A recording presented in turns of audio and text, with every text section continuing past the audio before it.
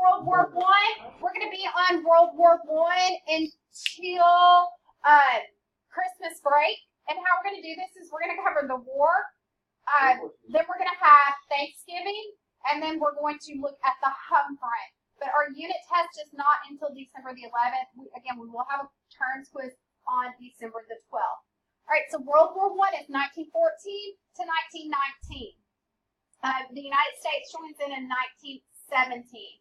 Today, we're only going to focus on world events. We're going to look at the Sparker events, and we're going to look at the sides, and we're going to focus on what's going on in Europe. We're not going to talk about America at all today.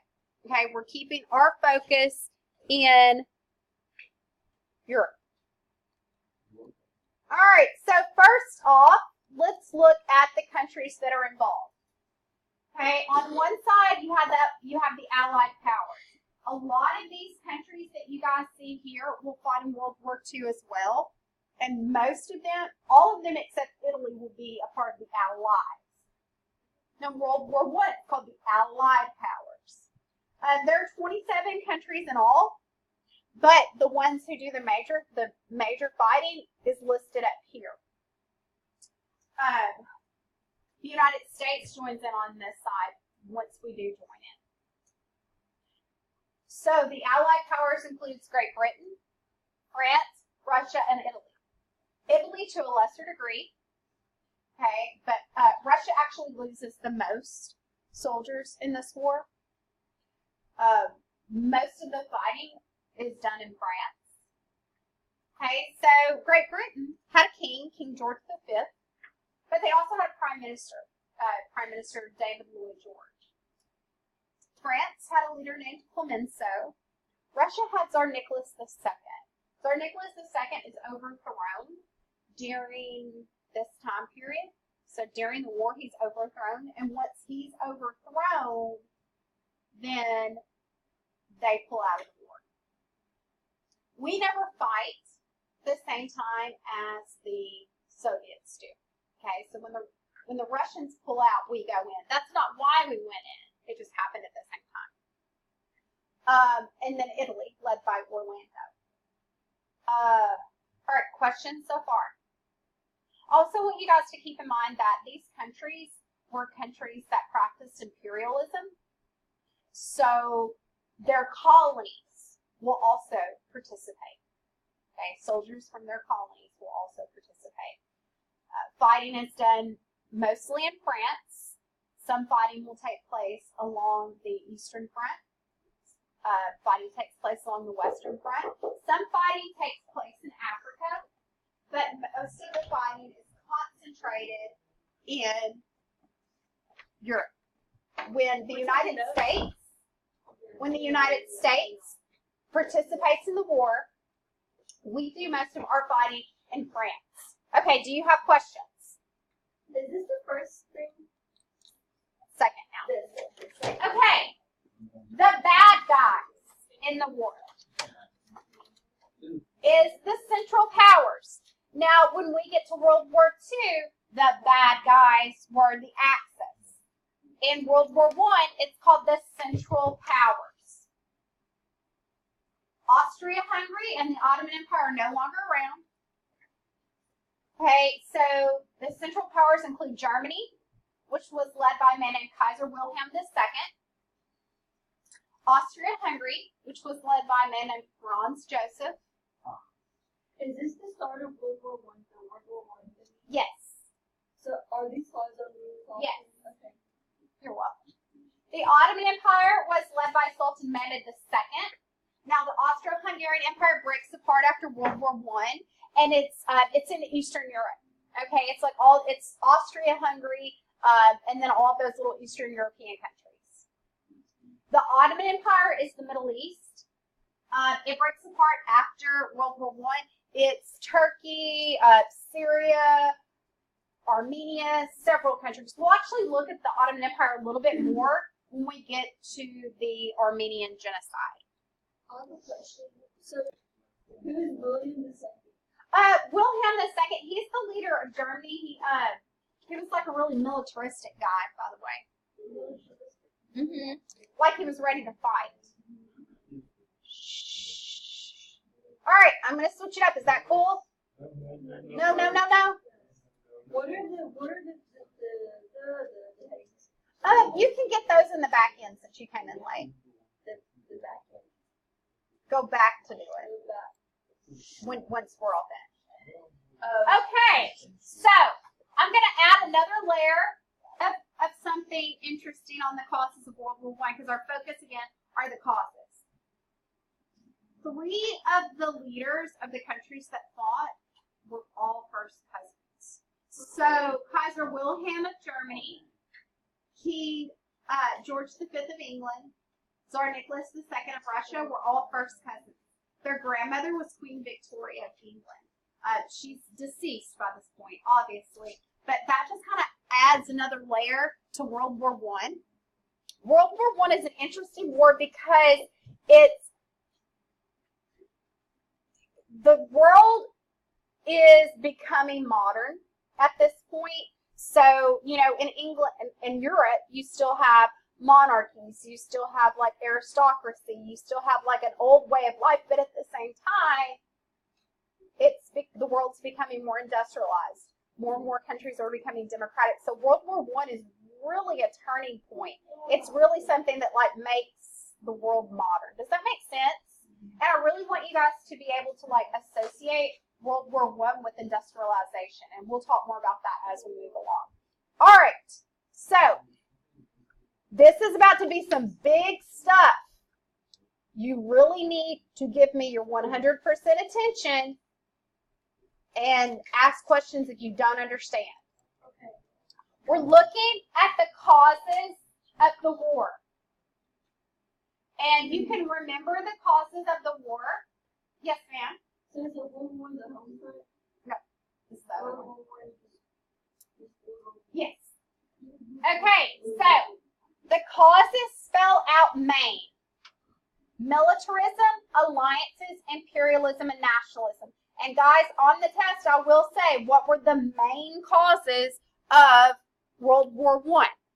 So these are the long-term causes. We're going to look at the Sparker event, but these are the long-term causes. These are the things that were going on in Europe for decades that led the Europeans to go to war with one another.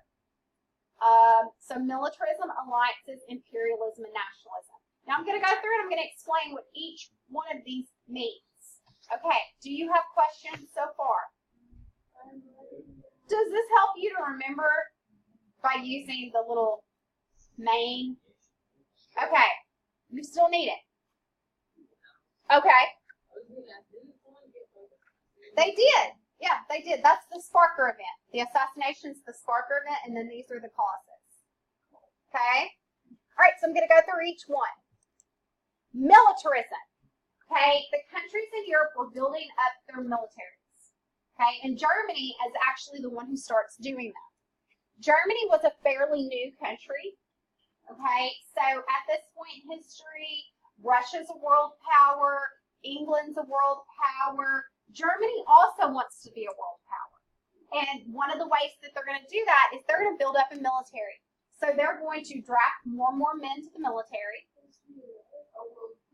They are going to experiment with different gases. They're going to purchase more and more weapons. This is the Industrial Revolution. So there is a lot of new technology out there. There's a lot of new weapons out there.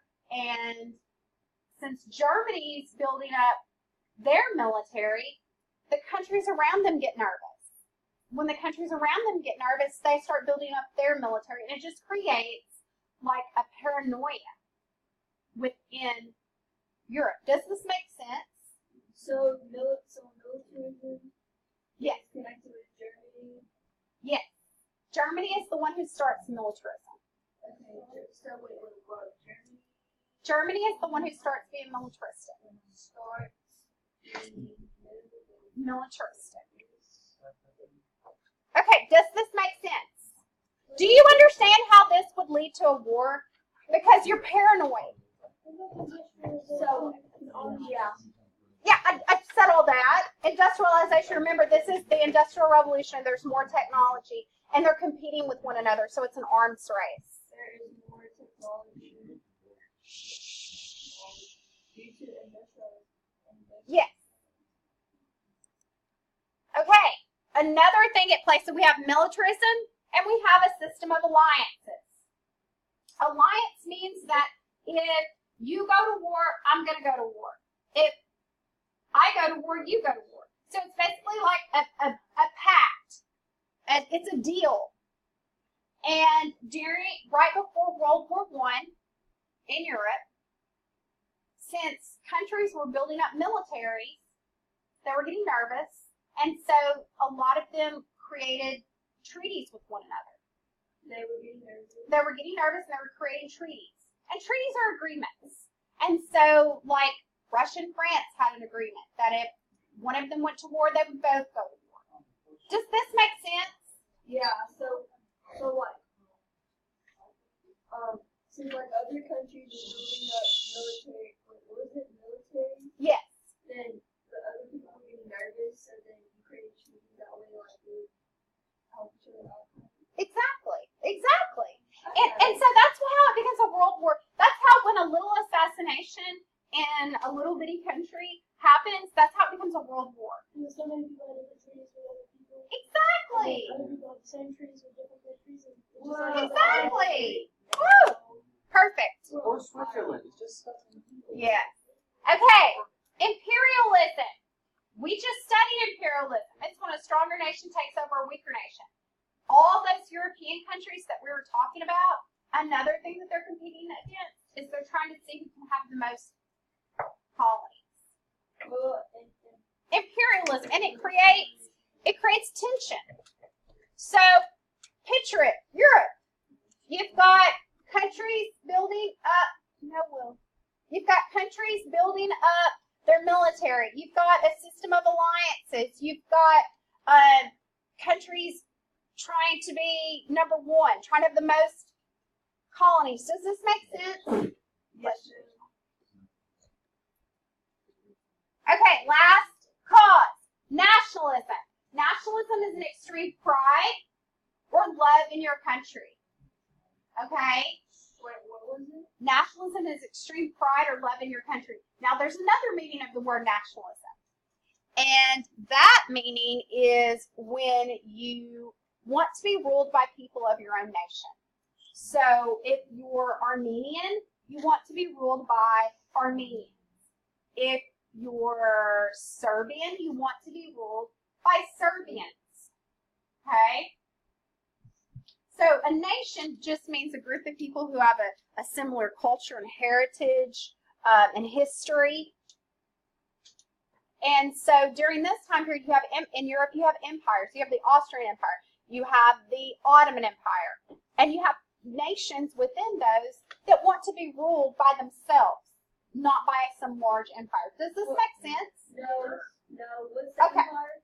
Empire, an empire is when a larger country is ruling a smaller country.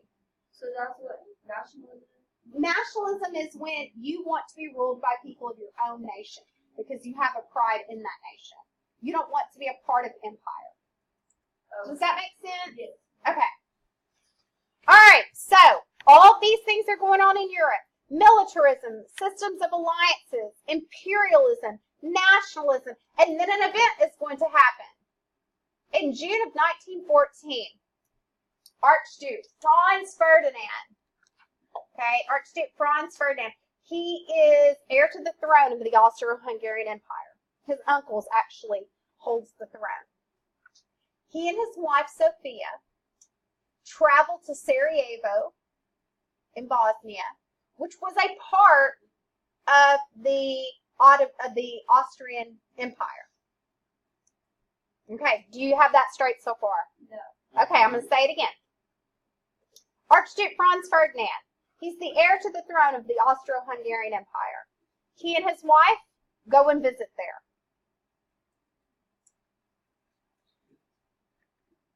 So, a man representing a terrorist organization called the Black Hand assassinates him Why did he do it? Because he was a Serbian nationalist. He was from